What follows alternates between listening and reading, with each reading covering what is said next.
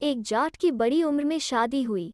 विवाह का उसे बड़ा चाव था, लेकिन औरत कुलक्षणी मिली। उस औरत का नियम था कि वो नित्य प्रातः काल अपने पति को मकान के बाएं कोने पर बैठाकर उसके सिर में गिनकर 21 जूते मारती और तब रोटी खाती।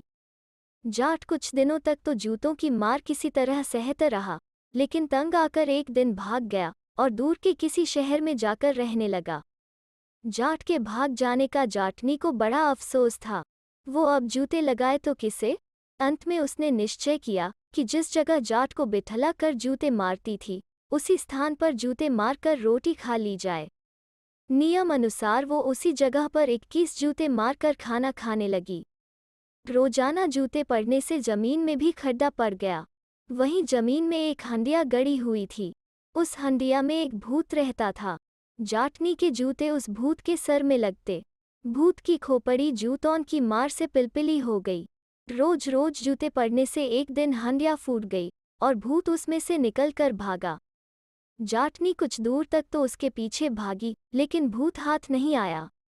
वो भूत भी उसी शहर में चला गया जहां वह जाट रहता था। एक दिन भूत ने जाट को देख लिया और वो जाट के पास जाकर बोला, जूट भाई राम राम। जाट चौंका। भूत ने अपना परिचय दिया और जूट भाई होने की व्याख्या की। अब दोनों साथ साथ रहने लगे। एक दिन भूत ने जाट से कहा कि मैं तुम्हें मालदार बना दूंगा, लेकिन तुम लालच मत करना। फिर भूत ने जाट को अपनी योजना समझाई कि मैं नगर सेठ के इकलौते बेटे के शरीर में प्रवेश करूंगा। जब तक तुम नहीं आओगे, मैं नहीं निकलूंगा। तुम्हारे आते ही मैं निकल जाऊंगा। तुम सेठ से 10,000 रुपये ले लेना, लेकिन एक बात याद रखना कि दूसरी बार मैं राजा के बेटे के शरीर में प्रवेश करूंगा, वहां भूलकर भी मत आना, अन्यथा तुम्हें जान से मार डालूंगा। भूत ने नगर सेठ के बेटे के शरीर में प्रवेश करके जाट को 10,000 रुपये दिलवा दिए। फिर वो राजकुमार के शरीर में घुस गया। राजकुमार हाय तौबा मचाने लगा। सभी उपचार किए गए, लेकिन कोई फायदा नहीं हुआ। तब किसी ने कहा कि नगर सेठ के बेटे पर भी भूत का प्रकोप हुआ था। तब फलां जाट ने उसका उपचार किया था। अब वो भला चंगा है।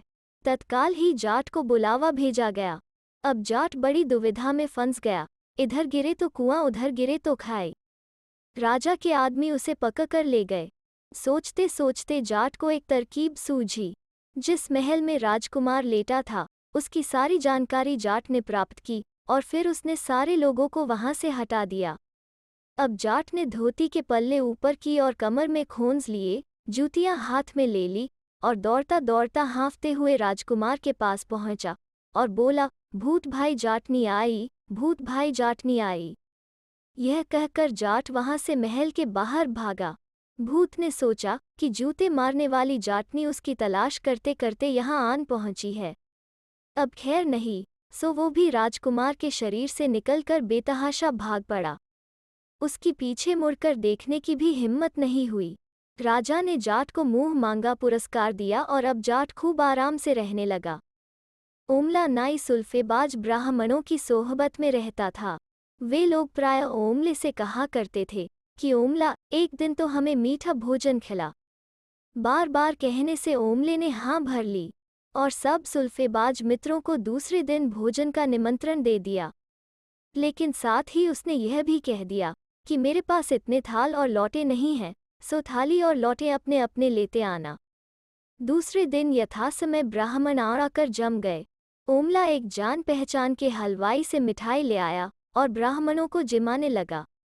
जब ब्राह्मण लोग जीमने लगे तो ओमला एक बड़ा ताड़ का पंखा लेकर उन सबको हवा करने लगा। हवा करते वक्त ओमला कहता जाता था, आपका ही खाना, आपका ही बर्तन, ओमले नाई की तो पून ही पून। ब्राह्मणों ने भोजन कर लिया तो ओमला बोला कि आप लोग घर पधारें, मैं आपके बर्तन साफ करके आपके घर भिजवा दूंगा। सारे यार दोस्त ओमले की बढ़ाई करते हुए वहां से विदा हुए। ओमले ने सारे बर्तन साफ किए और फिर उन्हें लेकर हलवाई के पास पहुंचा। ओमले ने हलवाई से कहा कि ये बर्तन मैं तुम्हारे यहाँ गिरवी रखता हूँ। ब्राह्मण लोग जैसे आए उनसे अपनी मिठाई के पैसे वसूल करते जाना और उन्हें उनके बर्तन देते जाना। सारी बात समझाकर ओमला अपने घर चला गया। इधर सुल्फेबाजों ने ओमले को टोकना शुरू किया कि तूने बर्तन घर पर नहीं भिजवाए। 2-4 दिन तो ओमला टालता रहा, लेकिन फिर उसने साफ कह दिया कि आपके बर्तन अमुक हलवाई के यहाँ पड़े हैं, सो उसके पैसे देकर अपने अपने बर्तन ले आओ। ब्राह्मण लोग बिगड़ने लगे तो ओमले ने कहा कि ब्राह्मण देवो, मैंने तो पहले ही कह दिया था, आपका ही खाना, आपका ही बर्तन। ओमले नाई की तो पून ही पून, सो मेरे पास तो पून मतलब हवा ही थी, सो मैंने खड़े होकर आपको खूब खिलाई। नाराज ब्राह्मण ओमले को गालियां और हलवाई को पैसे देकर अपने बर्तन छुड़ाकर ले गए। एक सेठ की हवेली में एक जाट नौकर रहा करता था। एक दिन सेठ के दूसरे नौकर ने जाट से कहा कि आज व्रत है, यदि तुम्हें आज व्रत करना है तो व्रत वालों की सूची में अपना नाम लिखवा दो। जाट ने पूछा कि व्रत क्या होता है? नौकर ने कहा कि व्रत रखने वाला दोपहर को सिर्फ एक बार भोजन करता है। जाट ने कहा कि नहीं, मुझे ऐसा व्रत नहीं चाहिए। जाट ने ना कर दी, लेकिन जब दोपहर को सेठ और व्रत करने वाले लोग भोजन करने लगे तो जाट ने देखा कि सारे व्रत करने वालों को विविध प्रकार के मिष्ठान और फल परोसे जा रहे हैं। जाट के मुंह में पानी भर आया, लेकिन वो तो मौका चूक गया था। जाट ने निश्चय किया कि अगली बार व्रत करने वालों की सूची में अपना नाम सबसे पहले लिखाऊंगा। जन्माष्टमी आई तो जाट से फिर व्रत रखने के लिए पूछा गया। इस बार तो जाट तैयार ही बैठा था। उसने अपना नाम व्रत रखने वालों की सूची में लिखवा दिया, लेकिन जाट को यह नहीं पता था कि जन्माष्टमी के व्रत का खाना आधी रात को होता है। मध्याह्न तक तो जाट किसी प्रकार सब्र किए बैठा रहा, लेकिन जब भोजन की कोई तैयारी नहीं दिखलाई दी तो वो निराश होने लगा। पल पल उसके लिए भारी हो रहा था, लेकिन भोजन बनाने का कोई कार्य शुरू नहीं हुआ। निढाल होकर जाट एक कोने में पड़ गया। संध्या होने से पहले ही उसकी आंखों के आगे तारे दिखलाई देने लगे। भूख के मारे उसका बुरा हाल हो गया। शाम को मोहल्ले में कोई लड़ाई झगड़ा हो गया। शोरगुल सुनकर सेठ ने जाट से कहा कि जरा देखो तो बाहर क्या हो हल्ला हो रहा है। जाट के प्राण भूख के मारे निकले जा रहे थे। उसने ठंडी सांस भरते हुए सेठ से कहा कि कोई व्रत रखने वाला मर गया होगा। जाट का उत्तर सुनकर सेठ को हंसी आ गई। उसने अपने दूसरे नौकर को बुलाकर कहा कि जाट को भोजन करवाओ, अन्यथा यह सचमुच ही मर जाएगा। एक बूढ़ा और उसकी बुढ़िया जंगल से लकड़ी का भार लाकर अपना पेट पाला करते थे। एक दिन दोनों लकड़ी का भार लेकर जंगल से लौट रहे थे। उसी समय शिव पार्वती उधर से निकले। बूढ़े बूढ़ी की दशा पर तरस खाकर पार्वती ने शिवजी से कहा कि महाराज, ये दोनों बहुत बूढ़े हो गए, लकड़ी ढोने लायक इनकी उम्र नहीं रही, कृपा करके इन्हें धन दीजिए। शिवजी ने कहा कि इनके भाग्य में धन लिखा ही नहीं है। पार्वती ने हठ किया। तब शिवजी ने रुपयों से भरी एक थैली उनके रास्ते में डाल दी। उधर बूढ़े ने बूढ़ी से कहा कि हम बूढ़े हो चले हैं, कुछ समय बाद हमारी आंखों की ज्योति और क्षीण हो जाएगी तथा एक दिन हम सर्वेथा अंधे बन जाएंगे। उस हालत में हम किस प्रकार चलेंगे? सो आओ थोड़ी दूर तक अंधे अंधी बनकर चलकर देखें। आंखें बंद कर दोनों अंधे अंधी बन गए और थैली को लांघ कर चले गए। तब शिवजी ने पार्वती से कहा कि देख लो, इनके आगे रुपयों की थैली भरकर डाल दी गई, लेकिन बिना भाग्य में लिखे ये थैली को नहीं उठा सके। पार्वती भी जान गई कि शिव महाराज ठीक कहते हैं कि बिना भाग्य में लिखे धन नहीं मिलता। काशी से पढ़कर एक पंडित अपने घर को जा रहा था। रास्ते में वो एक गांव में ठहरा। जिस व्यक्ति के यहाँ पंडित ठहरा था उसके एक युवा लड़की थी। लड़की ने पंडित से पूछा कि आप क्या पढ़कर आ रहे हैं? पंडित बोला कि मैं वेद, शास्त्र, पुराण सब पढ़कर आया हूँ। कोई ऐसी विद्या बाकी नहीं रही जो मैं नहीं जानता हूँ। लड़की ने पूछा कि आपने त्रियाचरित्र पढ़ा कि नहीं? पंडित बोला कि यह विषय तो मेरे सामने कभी नहीं आया। इस पर लड़की ने व्यंग्य से कहा कि तब तुमने क्या खाक पढ़ा है? पंडित नहा धोकर पूजा पाठ करने के लिए झोंपड़े में घुसा तो पीछे पीछे लड़की भी झोंपड़े में घुस गई और उसने अंदर से कुंडी लगा दी। फिर वो जोर जोर से रोने चिल्लाने लगी। घर वाले और पास पड़ोस के लोग दौड़े आए। झोंपड़े को बंद पाकर वे ऊपर से झोंपड़े में घुसे और घुसते ही उन्होंने पंडित की खूब मरम्मत कर दी। फिर उन्होंने लड़की से पूछा कि क्या बात थी? लड़की की घिघी बंधी हुई थी। उसने रोते रोते कहा कि जैसे ही मैं झोंपड़े में घुसी, मैंने देखा कि पंडित जी का सिर मंत्रोच्चारण कर रहा है और धड़ अलग पड़ा है। सो डर के मारे मैं चिल्लाने लगी। फिर लड़की ने कुछ सावधान होते हुए कहा, लेकिन तुम लोगों ने पंडित जी को अकारण मार पीट कर बहुत बुरा किया। यह सिद्ध पुरुष है, यह चाहे तो गांव भर का अनिष्ट कर सकते हैं। अतः पंडित जी को भेंट देकर और प्रार्थना करके प्रसन्न करना चाहिए। सब लोग डर गए और पंडित जी को भेंट पूजा शुरू हो गई।